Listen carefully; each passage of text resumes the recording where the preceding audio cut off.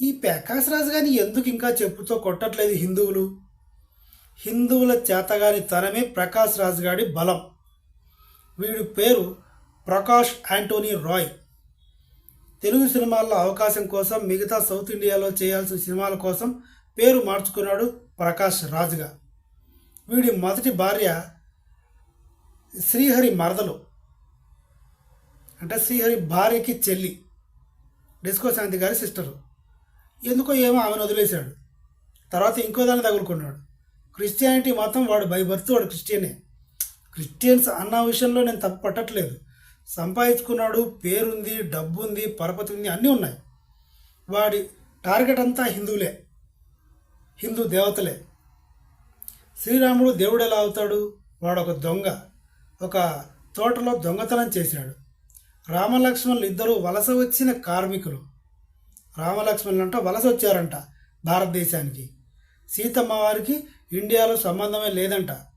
సీతమ్మ దేవత ఏంటి? నేపాల్ నుంచి వచ్చింది. మరి వీడు తులు, కర్ణాటక, ఎక్కడి నుంచి వచ్చాడు? ఇక్కడ చెప్పుతో కొట్టట్లేదు అన్నీ.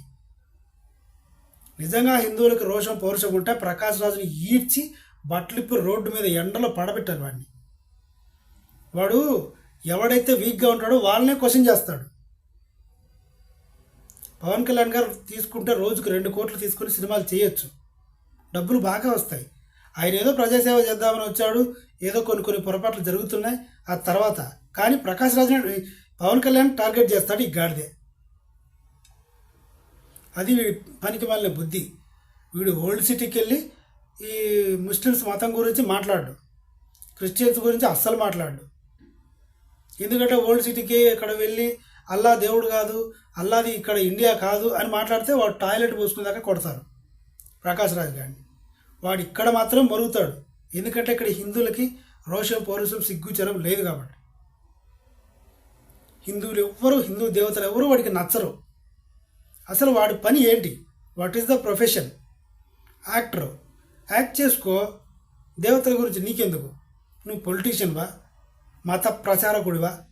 ఇవేవి కానప్పుడు నీకెందుకురా కుక్క? నీకు దమ్ము ఉంటే నిజంగా మనగాడివైతే ఓల్డ్ సిటీకి వెళ్ళి మాట్లాడు.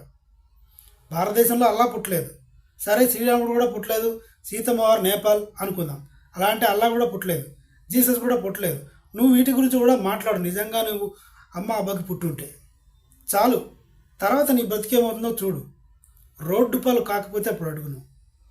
ఇలాగే మాట్లాడితే ఒక హిందువులు తప్ప నిన్ను ఎవరు కాపాడరు.